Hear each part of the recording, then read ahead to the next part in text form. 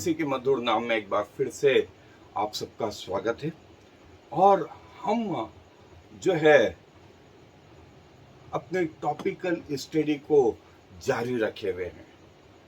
प्रकाशित वाक्य में जब हम उन स्थानों पे आएंगे तो हमें समझने में कठिनाई नहीं होगी। इसलिए हम इन टॉपिकों को जो लगभग हम उसके कगार पे आ गए हैं, पूरे हो रहे हैं, और जो है लगभग 50-55 के करीब ये टॉपिक्स जो हैं इस 22 अध्यायों में 403 आयतों में। और ये कोशिश कि हमें डिटेल में ये चीज समझ में आए। और आज एक और महत्वपूर्ण चीज हम देख रहे हैं जो पाई जाती है प्रकाशित वाक्य के 5वें अध्याय और जो है उसकी 6ठी आयत में। प्रकाशित वाक्य का 5वां अध्याय 6ठी आयत, और मैं उसके पहले का हिस्सा आपके लिए पढ़ रहा हूं, फिर हम 6ठी आयत पे आएंगे। और यहां यूं लिखा है, जो सिंहासन पर बैठा था मैंने उसके दाहिने हाथ में एक पुस्तक देखी जो भीतर और बाहर लिखी हुई थी और वो 7 मोहर लगाकर बंद की गई थी। फिर मैंने एक बलवंत स्वर्गदूत को देखा जो ऊंचे शब्द से यह प्रचार करता था, इस पुस्तक को खोलने और उसकी मोहरें तोड़ने के योग्य कौन है? परंतु न स्वर्ग में, ध्यान दे, न स्वर्ग में, न पृथ्वी पर, न पृथ्वी के नीचे कोई उस पुस्तक को खोलने या उस पर दृष्टि डालने के योग्य निकला। तब मैं फूट फूट कर रोने लगा, क्योंकि उस पुस्तक को खोलने या उस पर दृष्टि डालने के योग्य कोई न मिला। इस पर उन प्राचीनों में से एक ने मुझसे कहा, मत रो, देख यहूदा के गोत्र का वह सिंह जो दाऊद का मूल है उस पुस्तक को खोलने और उसकी 7 मोहरें तोड़ने के लिए जयवंत हुआ है। तब मैंने सिंहासन और चारों प्राणियों और उन प्राचीनों के बीच में मानो एक वध किया हुआ मेमना खड़ा देखा। उसके 7 सींग और 7 आंखें थीं। ये परमेश्वर की 7 आत्माएं हैं जो सारी पृथ्वी पर भेजी गई हैं। वध किया हुआ मेमना। सारे स्वर्ग में इस बात के लिए पुकारा गया, सारी पृथ्वी और उसके नीचे, कौन उस पुस्तक को खोलने और उसके मोहर तोड़ने के योग्य हुआ? तो न स्वर्ग में, न पृथ्वी पर, न पृथ्वी के नीचे कोई स्वर्गदूत नहीं, कोई बाइबल का और कोई अन्य हीरो नहीं। तब यूहन्ना बोलता है कि मैं रोने लगा। तब एक प्राचीन ने मुझसे कहा, मत रो, मत रो। यहूदा का वो सिंह जो दाऊद का मूल है, वध किया हुआ मेमना, वो इस पुस्तक को खोलने और इस पर इसकी मोहरें तोड़ने के योग्य हुआ है। सिवाय और सिवाय सबको चैलेंज है, आज भी चैलेंज है। कौन परमेश्वर के सामने खड़ा हो सकता है? नूह, अब्राहम, इसाक, याकूब, मूसा, हारून, यहोशू, दाऊद, सुलेमान, यशायाह, यिर्मयाह, दानियल, यहेजकेल, एलिया, एलीसा, प्रभु यीशु मसीह के चेले। दोस्तों, एक भी नहीं। इसीलिए यूहन्ना रोने लगा। चलो पृथ्वी के लोग तो छोड़ो, स्वर्ग में भी न जिब्राइल, न मिकाइल, न कोई और स्वर्गदूत। तब उन प्राचीनों में से एक ने कहा, मत रो, वध किया हुआ मेमना। और वध किया हुआ मेमना कोई और नहीं दोस्तों, ये हमारा प्रभु यीशु मसीह। और बाइबल इस बात। सो दोस्तों, वध किया हुआ मेमना कोई और नहीं, हमारा प्रभु यीशु मसीह। और वो स्वर्गदूत ने यूहन्ना को कहा, मत मत रो, मत रो, देख दाऊद का मूल, यहूदा का सिंह, और वह इस पुस्तक को खोलने के योग्य हुआ है, जो वध हुआ है और जो है उसने अपना लहू पृथ्वी पर बहाया है, जो परमेश्वर के सिंहासन के पास खड़ा हुआ है, चारों प्राणियों और 24 प्राचीनों के मध्य में वो वध किया हुआ मेमना, जिसके 7 सिर और 7 आंखें थी, और ये परमेश्वर की 7 आत्माएं जो सारी पृथ्वी पर घूमती रहती है। और जो वर्णन है वो ये कि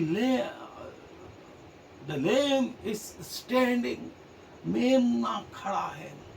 जो व्याकरण यूज हुई है, हिज तमी, स्टैंड, खड़ा है, खड़ा है, सामने खड़ा है। यहां यूं नहीं लिखा है कि वो गिरा पड़ा है, और जो है वो खड़ा होना ये बताता है कि वो जीवित है, वो जीवित है। और स्वयं प्रभु यीशु मसीह ने कहा, मैं मर गया था और अब देखो मैं युगान युग जीवता हूं, मैं युगान युग जीवता हूं। दूसरी चीज जो है वो वध किया हुआ था, वध किया था, और जो है ग्रीक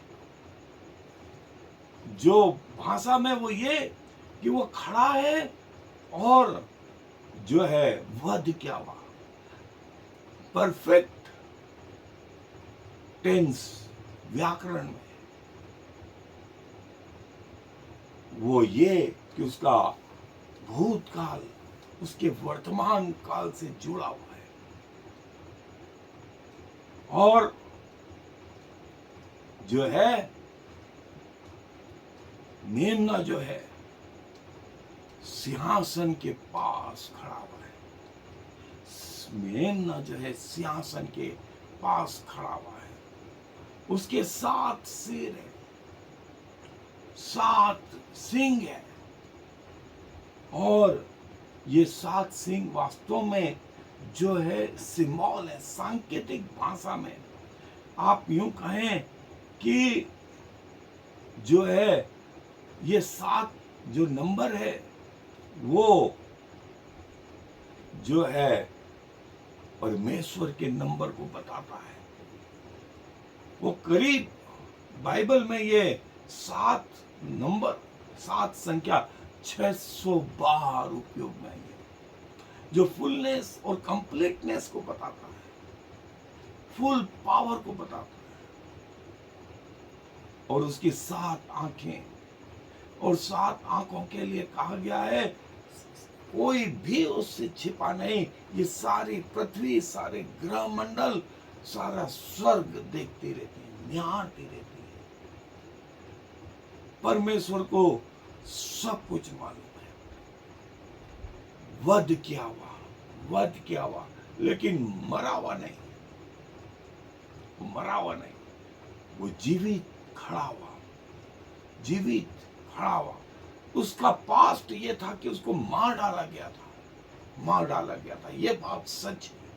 क्रूस पर उसको मार डाला गया था, लेकिन जब वो जीवित हो गया तो स्वयं प्रभु ने कहा, प्रकाशित वाक्य का 1 अध्याय 18वें आयत में, देख मैं मर गया था। ये बात सच है, ये बात सच है, और अब जीवित होकर के युगान युग जीवता हूं, युगान युग जीवता हूं। और जो जीवित प्रभु यीशु मसीह थे, उन पे दूरी का फर्क नहीं आ रहा था, उन पे दीवारें उनको रोक नहीं पा रही थी। उन्होंने खाया पिया, बातचीत करी, अपने घाव दिखाए। थोमा से कहा, मेरे पंजर को उसमें हथेली डाल के दे, मेरे हथेलियों में जो है अपनी उंगली डाल करके देख। आत्मा के शरीर नहीं होता जैसा तुम मुझे देख रहे हो। वो गलील की झील के किनारे मछली जो है भूंज करके उसने उनके सामने खाई। इमाउस के मार्ग में वो उनके साथ हो लिया। और जब वो इस पृथ्वी से उठा तो ग्रेविटी के सारे नियम, विज्ञान के सारे नियम टूट गए। कोई ऑक्सीजन मास्क नहीं, कोई विशेष कपड़े नहीं। सूर्य उसको, उसकी रोशनी, सूर्य की रोशनी उसको जला नहीं पाएगी। ग्रेविटी उसको रोक नहीं पाएगी। उसको स्पेस क्रॉस करना है, स्पेस क्रॉस करके फिर स्वर्ग जाना है और पिता के दाहिने हाथ आज भी विराजमान है, आज भी विराजमान। देखिए दोस्तों, हमारे ज्ञान के ऊपर, हमारे ज्ञान के ऊपर वो परमेश्वर और जो है आज भी हमारे लिए निवेदन करता है। शैतान एक तरफ विश्वासियों पर दोष लगाता रहता है, तो प्रभु यीशु मसीह जो है हमारे लिए मध्यस्थता का काम, हमारे लिए एडवोकेसी का काम दिन रात करते रहते हैं। प्रकाशित वाक्य का 12वां अध्याय 10 और 11 आयत के बाद वाला हिसाब देखिए। और मेमना जब प्रभु यीशु मसीह इस पृथ्वी पर आए तो यूहन्ना बपतिस्मा दाता ने कहा, देखो परमेश्वर का मेमना जो जगत के पाप उठा ले जाता है। और जो है ग्रीक में ऐसा लिखा हुआ है, लैम ऑफ गॉड। रोमन में ऐसा, लैटिन में ऐसा। और देखें ये प्रभु यीशु मसीह का टाइटल यूहन्ना 1:29 में यूहन्ना बपतिस्मा दाता ने कहा, देखो परमेश्वर का मेमना जो जगत के पाप उठा ले जाता है, जो जगत के पाप उठा ले जाता है। और जो है क्रूस पर उसने अपने पिता की संपूर्ण आज्ञा को लिखा है मृत्यु तक पूरा किया, मृत्यु तक पूरा किया। इसलिए परमेश्वर ने भी उससे सर्वोच्च पद, पौलुस पहला कुरिन्थियों 5वां अध्याय 7वें आयत में पौलुस कहता है कि वो वध किया हुआ मेमना जगत के आरंभ से जो अब्राहम अपना बेटा चढ़ा रहा था, तो परमेश्वर ने उसका मन जान लिया और कहा कि अब्राहम अपने बेटे को मार डालेगा। तब परमेश्वर ने कहा, अब्राहम अब्राहम, मैं जानता हूं तुम मुझसे इतना प्रेम करता है कि अपना बेटा भी कुर्बान करने को तैयार है। और परमेश्वर ने अब्राहम की आंखें खोली, उनको एक मेमना झाड़ियों में दिखा, उस मेमने को लेकर के उन्होंने बलिदान किया।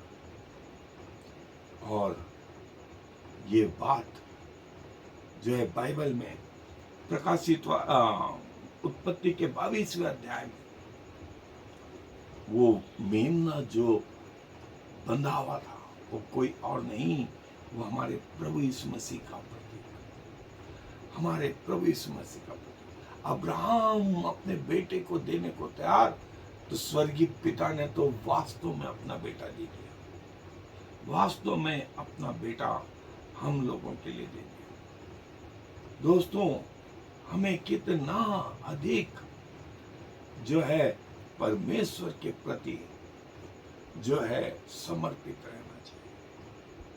हमसे इतना प्यार किया। और लिटरेचर और समय बताता है, वध किया हुआ मेमना कोई और नहीं, वध किया हुआ मेमना कोई और नहीं, वो परमेश्वर स्वयं